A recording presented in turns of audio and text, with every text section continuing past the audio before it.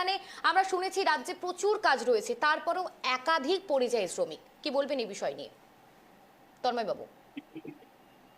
দেখুন, প্রথমে কেটিভি বাংলার সমস্ত দর্শক, আমার সহ প্যানেলিস্ট এবং সঞ্চারিকা আপনাকে নমস্কার এবং শুভ সন্ধ্যা। হুম।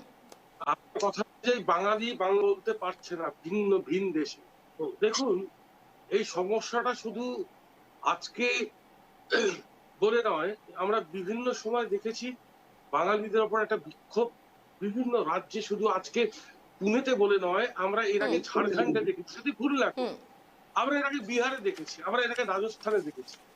আমরা বিভিন্ন জায়গায় যদি পরিযায়ী শ্রমিকদের ওপর যে ঘটনাগুলো ঘটে গেছে আমরা তার যদি ব্যাখ্যা করি, এখন সময় অতটা নেই সেই ব্যাখ্যার জায়গাটা দেওয়া যাবে না।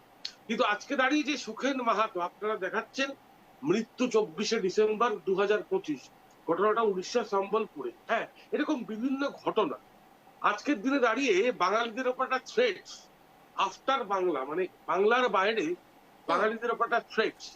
তার কারণটা কি যদি বিশ্লেষণ করা যায়, আমরা ধরে নিই, আমরা দেখা যাচ্ছে যারা বাঙালি, দেখুন বাঙালি বলতে শুধু যারা কলকাতা ওরিয়েন্টেড, যারা পশ্চিমবঙ্গে আছে শুধু তো তারা বাঙালি নয়, বহু বাঙালি অরিজিন দ্বারা আমরা দেখেছি বিভিন্ন রাজ্যে, মানে পশ্চিমবঙ্গের বাইরে, হ্যাঁ, বিভিন্ন রাজ্যে যারা বাঙালি, তাদের জন্মকর্ম হয়তো সেখানে, কিন্তু বাই অরিজিন তারা বাঙালি।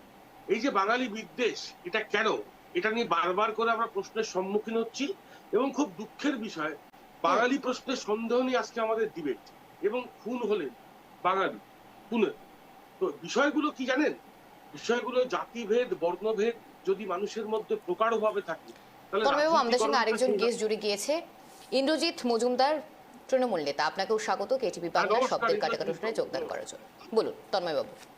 হ্যাঁ, তো সেখানে আজকের দিনে দাঁড়িয়ে বাঙালি সম্প্রদায় বিলুপ্তর পথে, তো আপনারা মানবেন কিনা জানি না, এবং কলকাতাতেও শুধু তাই নয়, পশ্চিমবঙ্গ রাজ্যে বাঙালি প্রায় বিলুপ্তর পথে।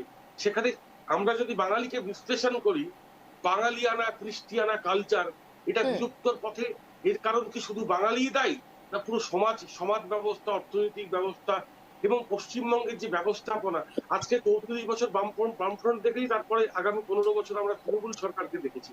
এই যে অর্থনৈতিক পরিকাঠামো, স্বাস্থ্য ব্যবস্থা, শিক্ষা, কোথাও কি বাঙালি তার ঐতিহ্য এবং পেট চলতি এবং যারা মানুষ রুজি রোজগার করে জীবন চালাচ্ছে, সেখানে কোথাও বাঙালি বাংলার পক্ষে খুব দুষ্কর হয়ে যাচ্ছে? সেই প্রশ্নগুলো থাকছে। কিন্তু আজকের দিনে দাঁড়িয়ে যে পরিযায়ী শ্রমিক ভাইয়ের মৃত্যু হলো, সেটা কোনোভাবেই মেনে যাওয়া যায় না।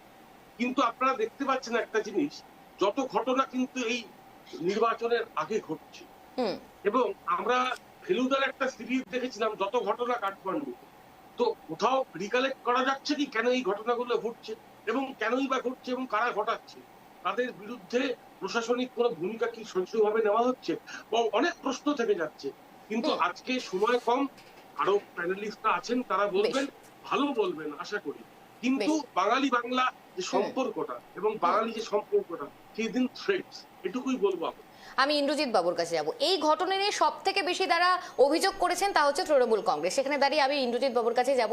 ইন্দ্রজিৎ বাবু, এই যে বাংলায় কথা বলে বাংলাদেশি তকমা পরিযায়ী শ্রমিক নিয়ে প্রসঙ্গ ওঠে,